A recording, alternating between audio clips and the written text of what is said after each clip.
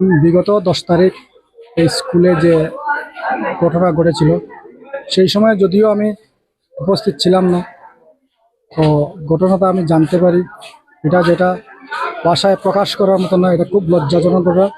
সেটা আমরা ভাবতেও পারিনি, কারণ এই স্কুলে আমি না, আমার থেকে আরও অনেক পুরনো স্কুল, আমিও স্কুলে পড়াশোনা করে গেছি। আর এই স্কুলের প্রতি আমাদের এলাকার বা আমার নিজের একটা টান। আমি যদিও এই স্কুলের এসএমসিতেও আছি, তো তারপর সেই ঘটনাগুলো জানলাম।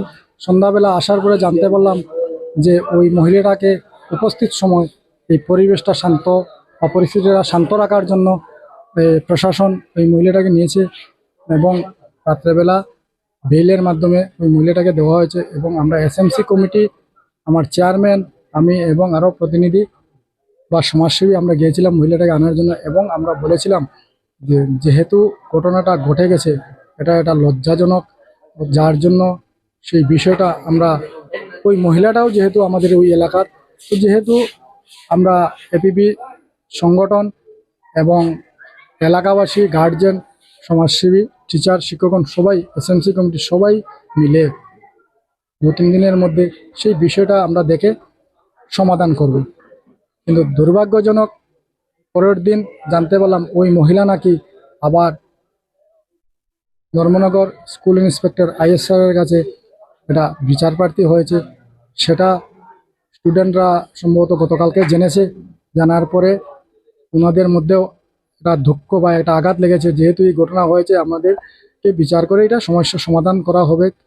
সেটা না করে ওই মহিলাটা আবার আমাদের স্যারের উপর বিচার প্রার্থী হচ্ছে। এমনকি আমাদেরকে, যেমন সেখানে আজকে রাস্তা অবরোধ হয়েছিল, সেখানে অনেকটি স্টুডেন্ট, আমি যখন জিজ্ঞেস করেছিলাম, ওনারা বলেছেন যে ওনাদের কয়েকটা স্টুডেন্টকে ওনারা বলছে যে ওনারা 18 বছর হয়ে গেলে ওনাদেরকে অ্যারেস্ট করিয়ে নেবে, হুমকি দিচ্ছে।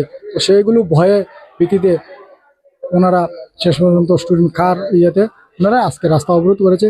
সেখানে আমিও ছিলাম, প্রশাসন এবং এবিবি সবার সাথে কথা বলে যে রাস্তা অবরোধ উঠিয়ে নেওয়া হয়েছে, এবং যারা সেই চক্রান্তের সাথে জড়িত তাদেরকে দৃষ্টান্তমূলক শাস্তি দেওয়ার জন্য আমরা প্রশাসনও সেই কথাগুলো আপনাদের সামনে বা স্টুডেন্টের সামনে সেগুলো বলেছে।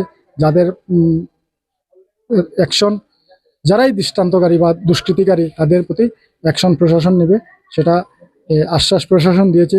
আর চড়াইবাড়ি প্রশাসনের প্রতি আমাদের আস্থা আছে, সেই আস্থার উপর ভরসা করে আজকের সেই ন্যাশনাল NH 8 রোড অবরোধ তোলা হয়েছে। আপনার পরিচয়টা? আমার নাম অযোধ্যাকান্ত দাস। আমি এই ঠিক পার্শ্ববর্তী গ্রামের নদিয়াপুর সঞ্চরা গ্রাম পঞ্চায়েতের প্রধান, বর্তমানে চাঁদপুর এসএমসি স্কুল কমিটির একজন সদস্য। ধন্যবাদ। নমস্কার।